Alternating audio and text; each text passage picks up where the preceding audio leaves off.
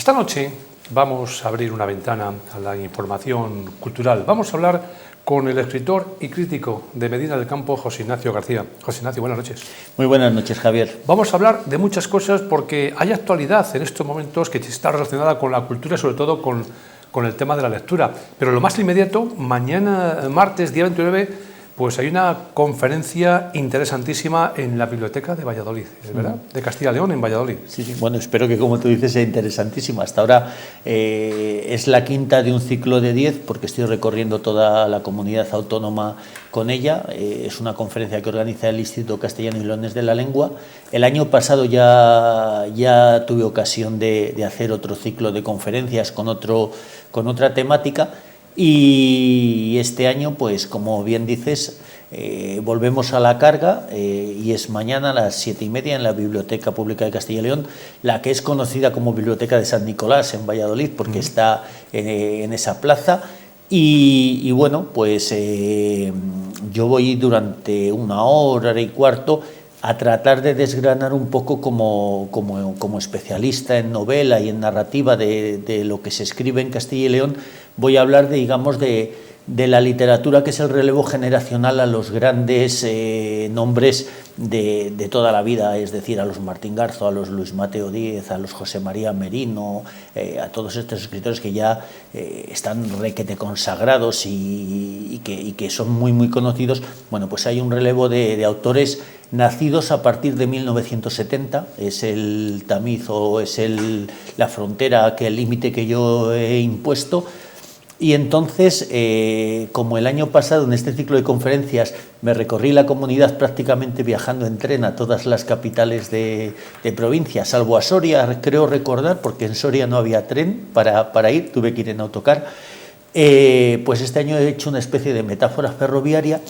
en la cual yo he creado una serie de categorías, es decir, desde un tren suburbano, que es el tren, digamos, menor, de los autores que están empezando, que a lo mejor se autoeditan, que su recorrido es muy, muy limitado, muy concreto a ese espacio casi local del cuerpo a cuerpo, a luego escritores que son conocidos, pues no sé, pues he creado una categoría de trenes de cercanías o de proximidad para autores regionales, una media distancia para los autores que desde la región ya son conocidos en toda España. Luego está la alta velocidad, donde hay autores pues como Juan Manuel de Prada o Óscar Esquivias, que son los premios Castilla y León de las letras más jóvenes y que son grandísimos escritores. Y luego hay dos categorías que es en las que más me voy a extender, digamos, una que lo llamo Interrail Junior,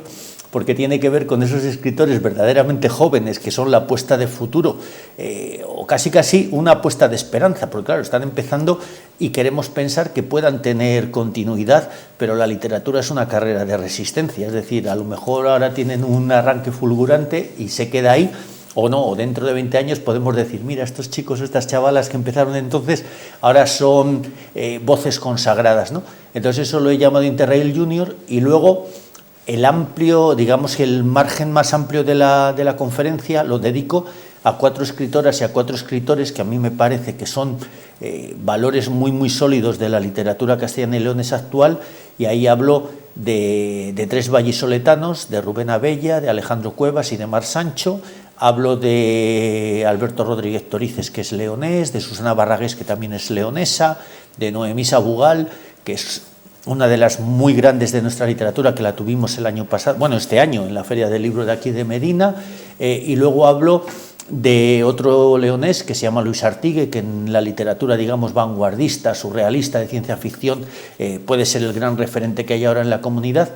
Y el nombre más, digamos, que ha empezado, que este año ha sido una irrupción fulgurante, que es Beatriz Alcaná, una salmantina de Béjar, que ganó el premio Ciudad de Salamanca con una novela que se titula Teseo en llamas, y que en lo que va de año ha ganado 3 premios literarios con publicación de novela a los 3, y que se ha convertido en el fenómeno, en la irrupción, digamos, como fenómeno literario de nuestra literatura. El problema es que es una irrupción de una mujer que tiene 44 años, es decir, que gente muy joven, cuesta que haya, pero son los nombres importantes, y sobre eso es sobre lo que voy a hablar, desgranándolo. ¿Por qué el lema "El futuro está escrito"? Pues porque de alguna manera lo que yo quería contar era como decir que dentro de que son las voces que están condenadas en el buen sentido de la palabra a escribir la literatura de los próximos años, de alguna manera, por lo menos estos 8 de los que yo hablo más extensamente, ya tienen una carrera sólida, contrastada, con lo cual ya han creado suficiente obra como para poder presumir o estar satisfechos de que son autores que ya han dejado una obra sólida a sus espaldas. Claro, utilizando el verso, son de estos autores que todavía han recorrido menos camino del que les queda por andar, suponiendo que la vida, claro, les trate con la bondad que deseamos todos. Entonces, es eso, por un lado, el futuro es lo que está por llegar, pero al mismo tiempo ese futuro está escrito ya con libros muy consistentes, muy importantes, que es de los que voy a hablar mañana. Yo no sé, Biblioteca de Castilla y León, en Valladolid, esta conferencia, por ejemplo, en una ciudad más pequeña que Valladolid, ¿concentraría más gente o no? Porque parece que en una ciudad hay tantas cosas que a lo mejor, bueno, pues muchas personas deciden acudir a diferentes actividades, pues, ¿no? Pero en un pueblo que solamente hay, claro, esa actividad solamente, va todo el mundo, ¿no? Claro, ocurre una cosa. Esta conferencia, por ejemplo, lo que tú me cuentas, el año pasado cuando yo estuve en Valladolid, en el mismo lugar, el día que yo daba la conferencia, había que supiéramos 12 actividades culturales en Valladolid, incluida la inauguración de la Seminci, o sea, la ceremonia de inaugural. Y la sala en la que yo di la conferencia estaba llena, y me consta que algunas otras de las actividades que había también. Claro, Valladolid estamos hablando de una población de más de 300.000 habitantes, estamos hablando de una provincia en la cual, por ejemplo, mañana me consta que hay gente de Medina que va a ir a Valladolid a la conferencia, es decir, coger ahora el coche o un tren con estos bonos que hay tan económicos, no supone un esfuerzo grande, con lo cual hay suficiente población para que de alguna manera haya público en todos los actos. Luego, ¿qué ocurre? Yo el año pasado me hubiera gustado, porque la conferencia que di el año pasado la di en las 9 capitales de provincia y en Aranda de Duero. Y a mí me hubiera gustado también darla en Medina, basta que bueno, pues que yo estoy aquí y me hubiera gustado compartirla con los lectores medinenses, con los amigos que tengo. Lo que pasa es que este tipo de actividades que organiza el Instituto Castellano y Leonés de la Lengua tiene que ver con patronazgos, es decir, donde se organiza la actividad tienen que ser patronos de la fundación del instituto, que supongo que serán, no sé en qué consiste el patronazgo, supongo que de alguna manera financiarán el instituto o tal, y entonces no se puede hacer en lugares donde no sea. Entonces, por eso, el año pasado, la única localidad que no es capital de provincia en la que se hizo fue en Aranda, y este año ya lo hemos hecho en Aranda, y efectivamente en Aranda de Duero, pues este año había mucha gente en el acto, quizá por lo que dices, porque en localidades más pequeñas, pues la gente, cuando le llevas algo de relieve, de relevancia, pues acuden más, ¿no? Pero luego tampoco necesariamente es así, hay veces que sí, hay veces que no.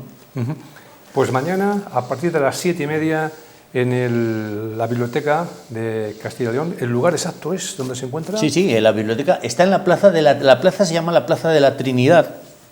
pero está justo al lado de la iglesia. En Valladolid es muy famoso donde se hacen las caminatas de San Nicolás, por eso se llama, está la iglesia de San Nicolás ahí, y por eso lo llaman la Biblioteca de San Nicolás. Pero vamos, está en la calle San Quirce, en el tramo que va desde Isabel la Católica, del Paseo Isabel la Católica, a San Pablo, o a la Plaza de San Pablo, de la antigua Capitanía General, en ese tramo. Y bueno, es un lugar sobradamente conocido, además por allí, para quien quiera ir en coche, la zona azul normalmente a esas horas ya está bastante despejada, se suele aparcar tirando a bien. Hay muchas plazas por ahí, sí. Por eso te digo que bien quien acuda andando, quien vaya en tren o quien vaya en coche, es un lugar al que a esas horas de la tarde se accede fácilmente. Además que bien cerca, bien próximo, está la antigua Plaza de Toros de Valladolid. Claro, la plaza de Fabionelli, prácticamente sí. Tú cruzas la calle y un poquito más adelante está la plaza de Fabionelli, que además, fíjate, para los amantes de la literatura y los seguidores de César Pérez Gellida, la serie de Memento Mori, esta serie televisiva que se ha emitido recientemente en televisión, hay bastantes escenas de la serie que están grabadas en la plaza de Fabionelli. O sea que, bueno, pues dejamos lo que va a ser mañana, que no va a ser poco, a partir de las 7:30, y vamos con el último trabajo de José Ignacio García, Donde siempre es invierno. Aquí tengo yo la suerte de tener el libro, y además me comentaba que es tan reciente que todavía no está a la venta, ¿no? Sí, estamos empezando con la distribución para que llegue a librerías, para que se pueda empezar a comercializar. Se ha hecho una preventa que ahora parece ser que está de moda para esas personas impacientes que quieren tener el libro enseguida, así como aparece en la imagen, que lo pueden recibir en su casa, dedicado, con un descuento, con los portes gratuitos. O sea, ya más no se puede hacer. Y supongo que en 10, 15 días pues estará en todas las librerías, en Medina del Campo y en cualquier lugar que se quiera conseguir, porque como además ahora hay cantidad de librerías de estas virtuales que a través de internet se puede pedir un libro aunque no esté físicamente en la localidad donde alguien resida, pues el libro se puede conseguir fácilmente donde se quiera. Me comentabas que es tu último trabajo de relato, ¿no? Relato breve, relato corto. Sí, ocurre una cosa. Yo empecé a escribir el otro día. Yo tomaba un café con Alfonso Hernández y recordábamos el acontecimiento. Yo empecé a escribir en el año 97. Escribí un relato que se titulaba Una esperada llama de inesperada. Lo presenté al concurso de cuentos que organizaban en Pozaldez, el José González Torices, y con aquel cuento, que fue el primer cuento que escribí, gané aquel premio. Y yo se lo decía a Alfonso, digo, es que tú fuiste de alguna forma mi descubridor, porque yo tengo la sensación de que, no lo sé, a lo mejor nunca puedes saber lo que puede pasar en la vida, pero yo tengo la sensación de que aquel premio fue un acicate para que siguiera escribiendo. A lo mejor si no me hubieran dado ese premio, pues me hubiera dedicado a otras cosas y no hubiera vuelto a escribir, ¿no? El caso es que a partir de ahí empezó una carrera que quién me iba a decir a mí que casi 30 años después iba a tener 10 o 11 libros míos publicados, un montón de ellos que he coordinado, antologías, que se me iba a valorar como crítico literario, como especialista, como ahora se me reconoce, yo qué sé, pero siempre todo lo que he hecho hasta ahora ha tenido mucho que ver o todo que ver con las distancias cortas. He escrito relatos breves, mis reseñas en prensa son reseñas pues como mucho de una página en un periódico, y nunca he afrontado un recorrido de larga distancia, ¿no? Volvemos también un poco a la metáfora de los trenes. Y hace unos, pues alrededor,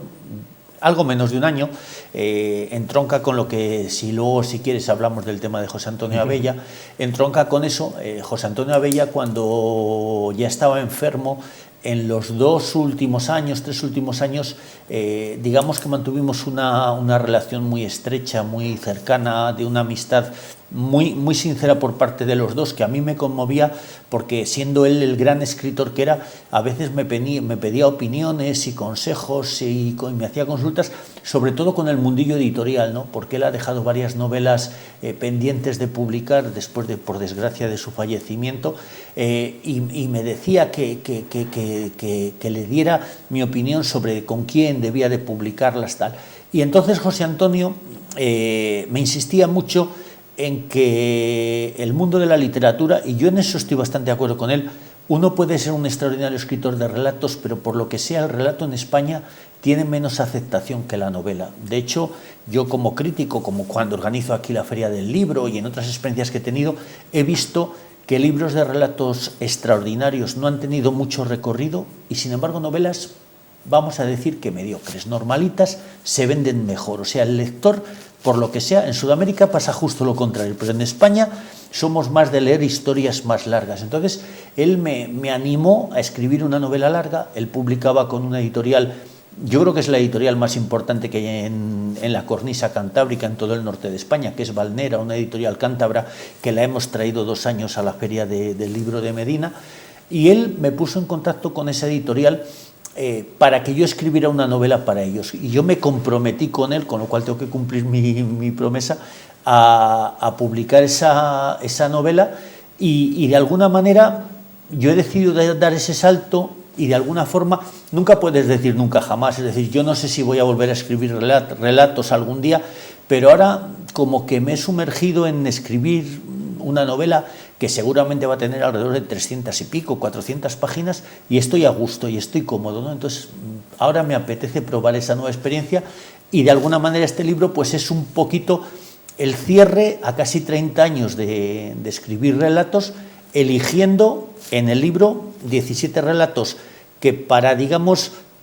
un consejo asesor que tengo de lectores habituales, tal, son los que ellos consideran que son los mejores relatos que he escrito nunca. Algunos han recibido premios muy importantes, otros no, pero han gustado cuando los he escrito. Y entonces el libro es eso, 17 relatos selectos, digamos, más un relato inédito, que es un homenaje precisamente a José Antonio Abella, y que está también en el libro homenaje que le ha hecho la editorial con la que yo voy a publicar la novela. O sea que esto es una especie de punto y aparte, de momento, y nunca se sabe si será un punto y final. Yo te pregunto, José Ignacio, ¿dónde siempre es invierno? ¿Por qué ese título? Pues ese título tiene varias connotaciones. Primero, a mí siempre me gusta incluir en el título de mis libros, me gusta que haya un relato dentro del libro que lleve el título del libro genérico. Entonces, de los títulos que había en estos 18 relatos, a mí Donde siempre es invierno me parecía que era un título que era muy bonito, muy poético y que suscitaba, digamos, emociones ya desde su propia denominación, ¿no? Entonces, ocurre que los relatos que están incluidos dentro, muchos de ellos suceden en la estación invernal. Muchos de ellos tienen que ver con la Navidad, porque tú sabes que yo he estado durante muchos años gestionando o promoviendo actividades que tenían que ver con la literatura navideña, y en todos ellos, si no ocurren en Navidad, ocurren cosas que son, digamos, duras para el corazón, para el alma, para el espíritu, conmovedoras. Y entonces yo creo que hay una parte del ser humano donde siempre aflora o se congela la tragedia, el dolor, la adversidad. Y entonces el libro va bastante de eso. Lo que ocurre es que luego después,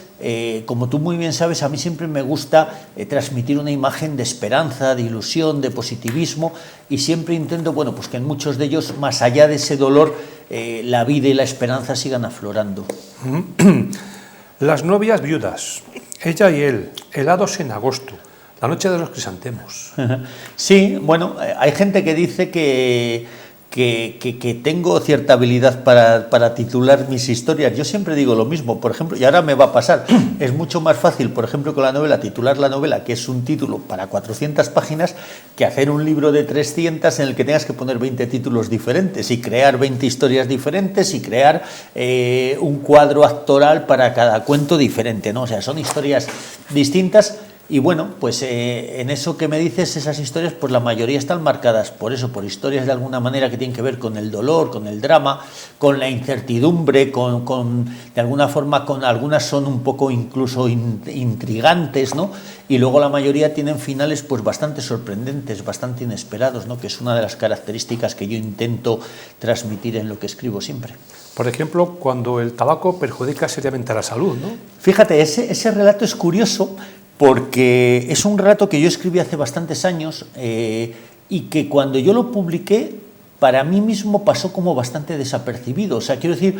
que para mí, como ocurre en los discos, bueno, como ocurría cuando se hacían los discos de vinilo y siempre había 2 o 3 o 4 canciones que daban más, digamos, más guerra, y el resto de las canciones igual estaban un poquito más de relleno, pues no sé cómo decir, cuando tú escribes un libro siempre tienes una serie de relatos que te parecen que tienen más fuerza, más interés, y otros que no sabes si han quedado tan bien, ¿no? Y ese relato es un relato que curiosamente se ha ganado él estar aquí, porque yo era un relato que tenía bastante en el olvido, y cuando empezamos a seleccionar los relatos que iban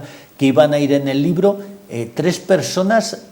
me lo recomendaron, dijeron, este cuento tiene que ir, porque es un cuento que además le he corregido bastante, porque es un relato que escribí hace ya por lo menos 15 años, entonces, bueno, pues también la literatura evoluciona, el concepto literario, y es un cuento que tiene que ver con un hombre que en Navidades sale un domingo de casa por la mañana con un frío terrible, se olvida la cartera en casa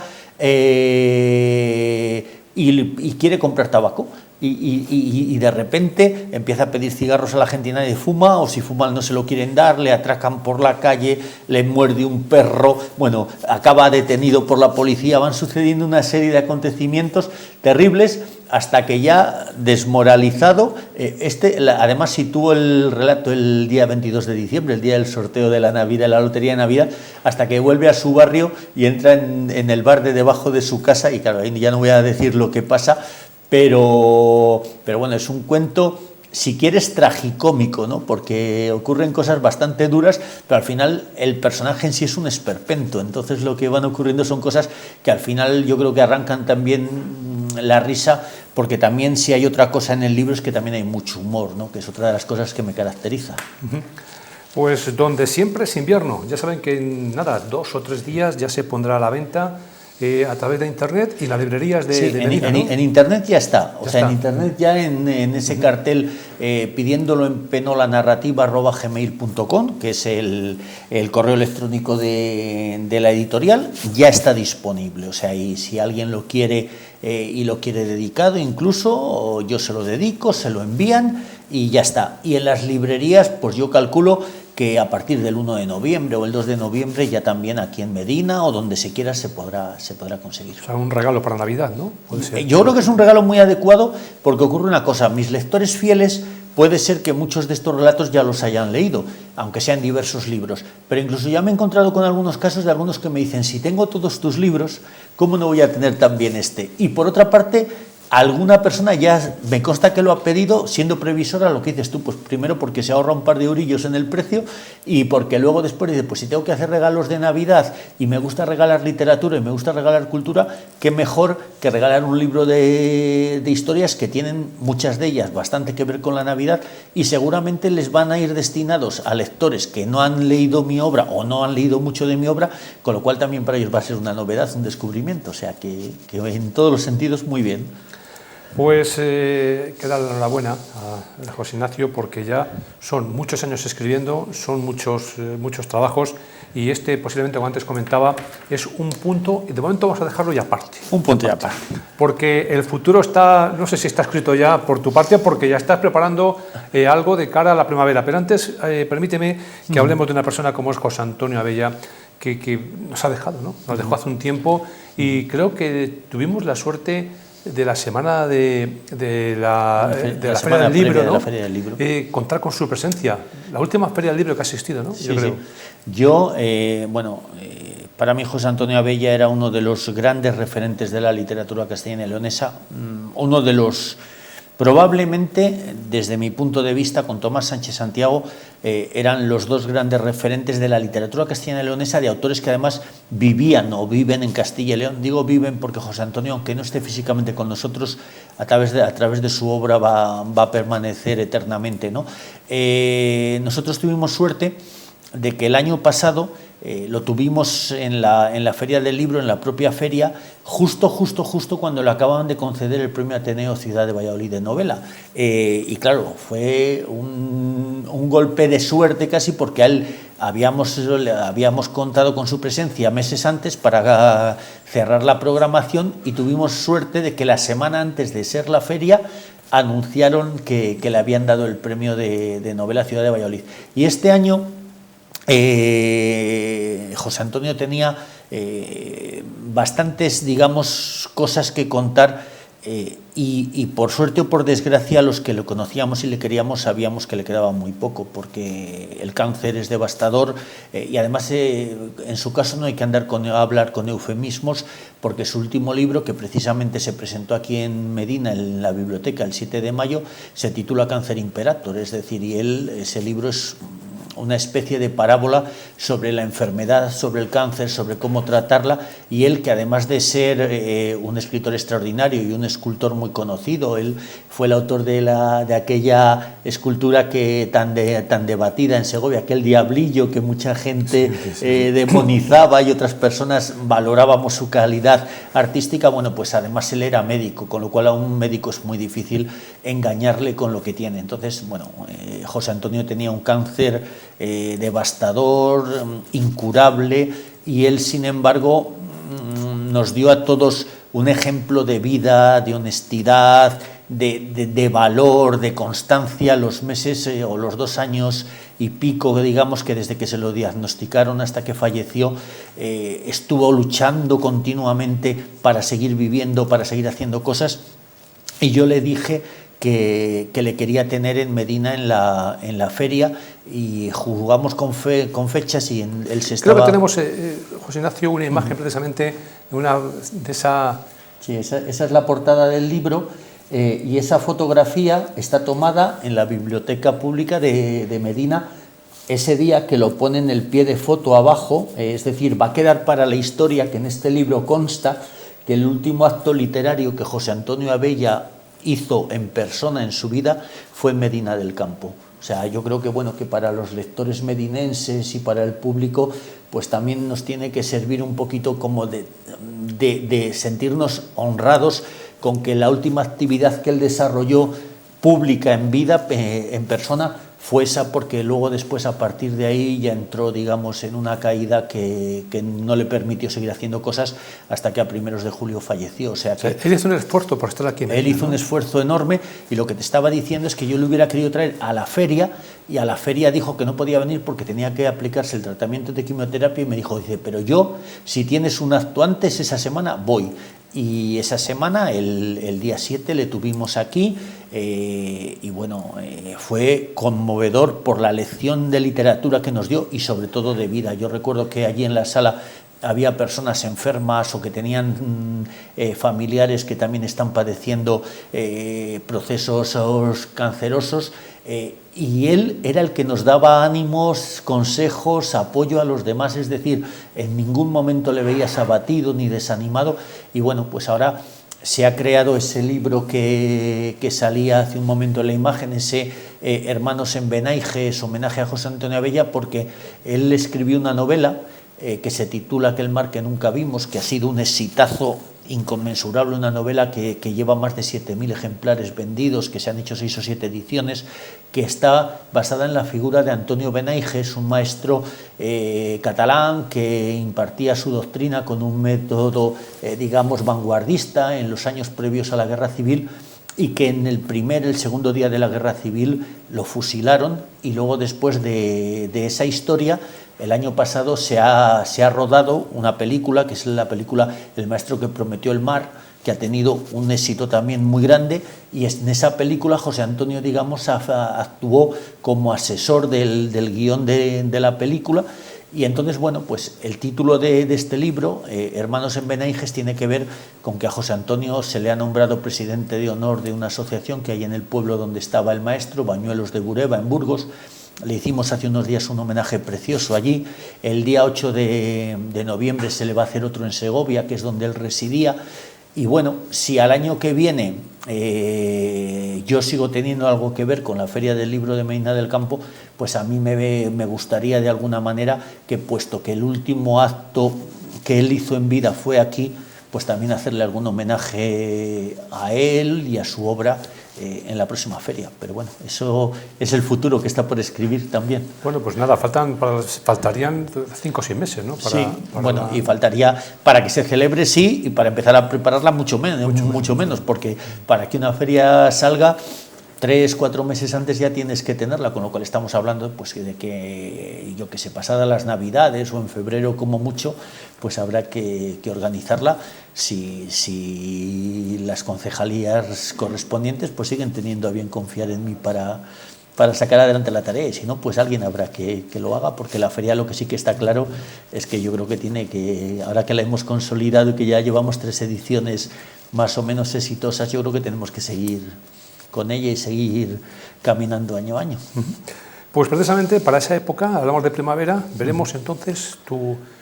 primer trabajo ya, ¿no? Que ya dejamos de ser relato para pasar a la novela, ¿no? Sí. Abril, más o menos, por abril. Sí, según la programación que tiene estipulada la editorial, el libro, la novela, va a ver la luz en el mes de abril, precisamente para que esté disponible de cara al circuito de todas las ferias del libro que hay, pues por lo menos del centro de España para arriba, porque es una editorial, como te decía, que en la cornisa cantábrica es la novela, Valnera es la editorial de referencia. Ya tienen previstas un montón de actividades por allí. Estamos estudiando también ya presentaciones en Castilla y León, en las zonas, digamos, más o menos donde yo soy más conocido. Y desde luego, digamos que a título particular,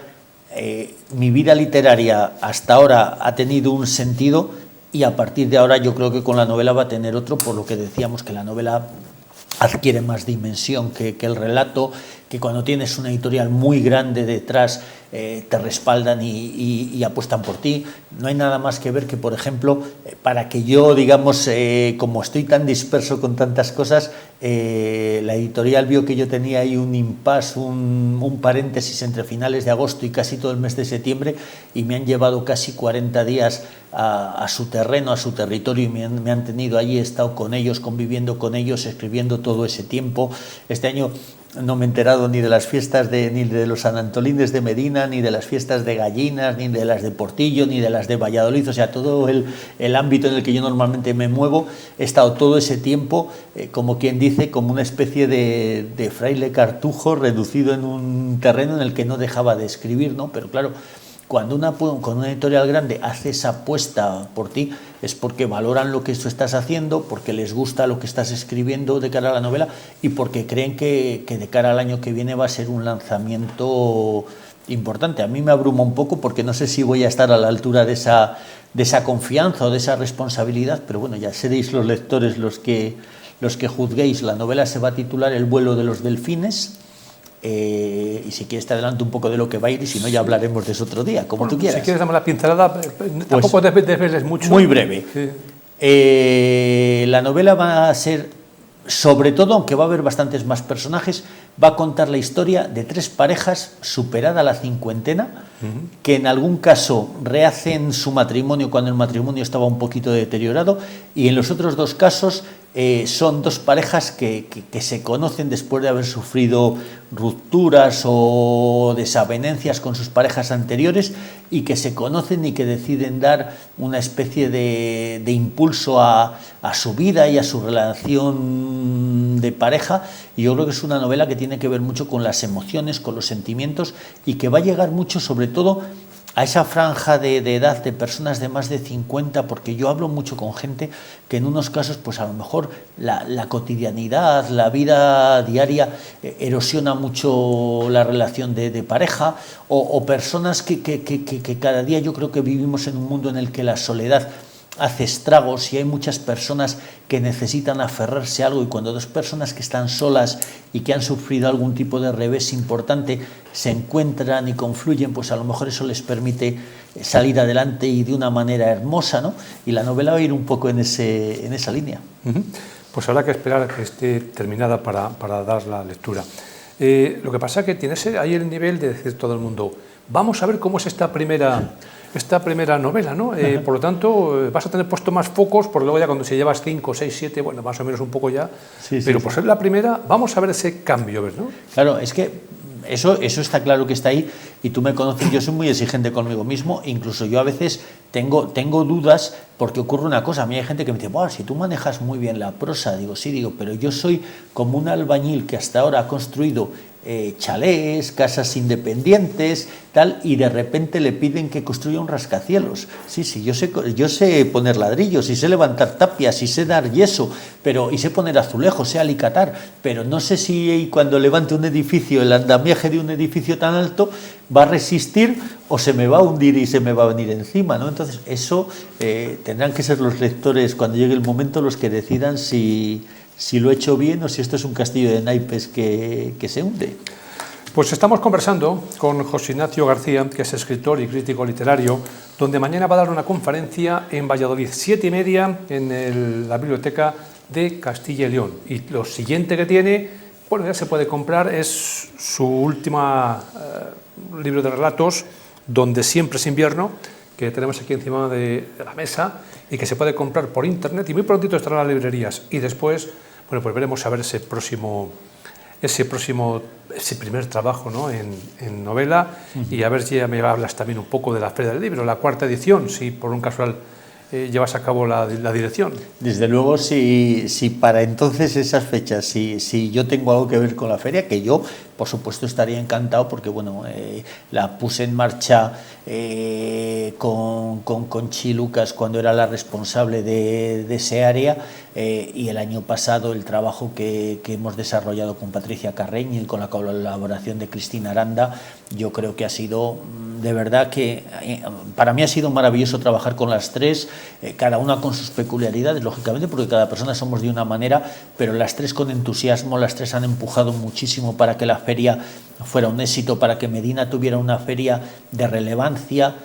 Yo te puedo decir, bueno, y además tú lo sabes, que a nivel nacional de la nada hemos situado a Medina del Campo, después de las grandes ferias de capitales de provincia que están digamos en lo más alto, digamos que las ferias de segundo nivel, porque lógicamente somos una población más pequeña, porque la feria dura 3 días, no una semana o un mes como dura la de Madrid, pero en ese segundo escalón, en solo 3 años, hemos puesto a Medina del Campo en el foco a nivel literario, y eso era algo que cuando yo hablé con el alcalde, con Guzmán, y hablamos de organizar la feria, era algo que él tenía clarísimo, que Medina del Campo tenía que situarse en un lugar importante, y yo creo que en estos 3 años, por supuesto, todo es mejorable, y si seguimos trataremos de hacer cosas que sean nuevas, atractivas para un amplio espectro de público, pero yo creo que la feria se ha situado en un nivel bastante, yo diría que incluso más alto de lo que en principio podíamos esperar o podíamos suponer. Sí, bueno, se hizo lo más difícil, que fue arrancar, ¿no? Todos los inicios son difíciles, pero luego ya también mantenerlo tiene su complicado, ¿eh? Sí, porque luego después intentar pues ya ir puliendo matices que hemos visto, porque claro, del primer año como se hizo en la Plaza La Feria a los 2 siguientes, con esa carpa espectacular que a nivel de infraestructuras todo el mundo que venía a Medina se quedaba sorprendido de la magnitud y de la imagen que daba la feria, ¿no? Con ese, digamos, espacio para expositores, con ese auditorio que creamos para las presentaciones, para los recitales, para los conciertos, bueno, pues todo el mundo eso lo ha valorado mucho. Yo creo que al año que viene, si seguimos en esto, tenemos que de alguna manera actualizar, porque el año pasado trajimos un cartel de grandísimos autores, pero igual,